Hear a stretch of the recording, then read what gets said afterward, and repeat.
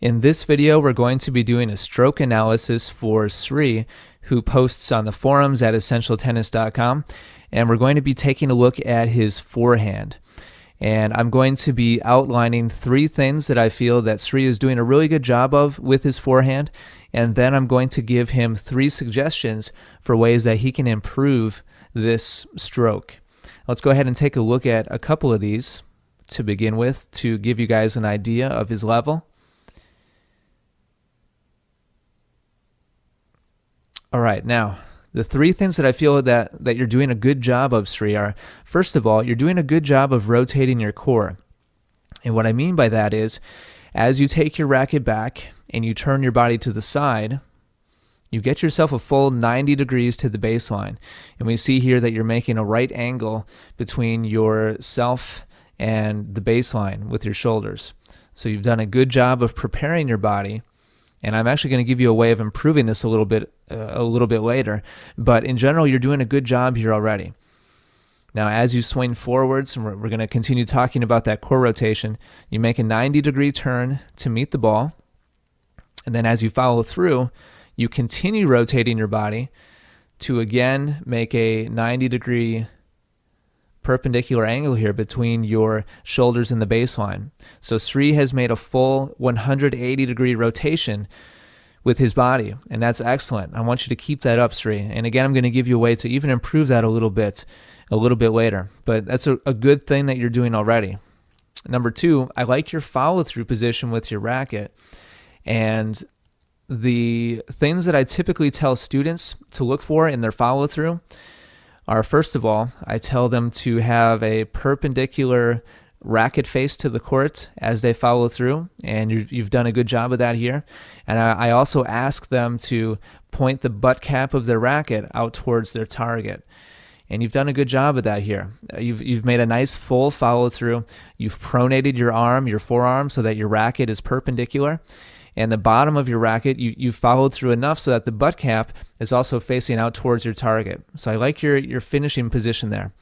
Lastly, the third thing that I like about what you're doing, and it's very closely related to that follow-through position, is just your racket path in general. You're making a good upward swing towards the ball. And Sri told me that he has made the transition from more of a classic kind of forward drive forehand to more of a topspin shot. And you're doing a good job swinging upwards, Sri. So nice job with that as well. Now, 3 things for you to work on that will improve your forehand ground stroke. First of all, I think your initial turn could actually be even better. And you're not doing a bad job of this now at all. I complimented you on how you turn to the side to set up. However, what you'll see most professional players doing is leaving their opposite hand on the racket for pretty long into their backswing. And we'll see here, as you take your racket back, your hand detaches from your racket right here, and your hand stops moving backwards at the front edge of your body. At the right edge of your body, right here, is where your hand actually stops. Now, I'm going to compare this to a video of myself hitting a couple forehands, and you'll see that from my ready position, as I start taking my racket back, my hand follows the racket back until all the way at the back edge of my body. So you see my opposite hand here, and I'm left-handed. My right hand moves all the way back to be even with the back edge of my body, whereas your hand was even with the front edge of your body. And what that's done for me is it's turned me all the way so that my non-dominant shoulder is actually up against my chin. So I'm doing a little bit better job of rotating my core back, and I'm using my non-dominant hand a little bit more than you are. And we'll see here, back switching over to you, your hand stops at the front edge of your body, and the racket detaches quite a bit earlier. So that's something that I think could definitely help you improve your rotation as you take the racket back initially.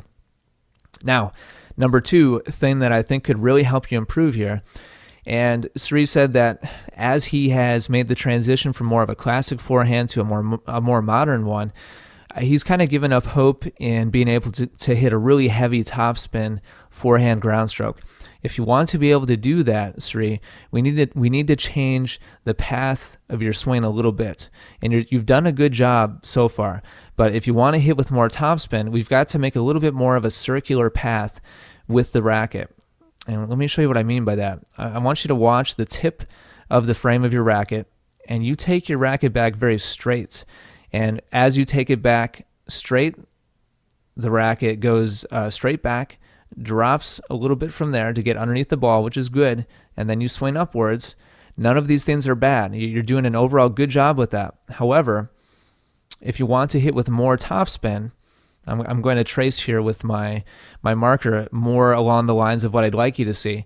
Currently, what you're doing is you're taking your racket back, then you're dropping down, and then you're swinging up and around.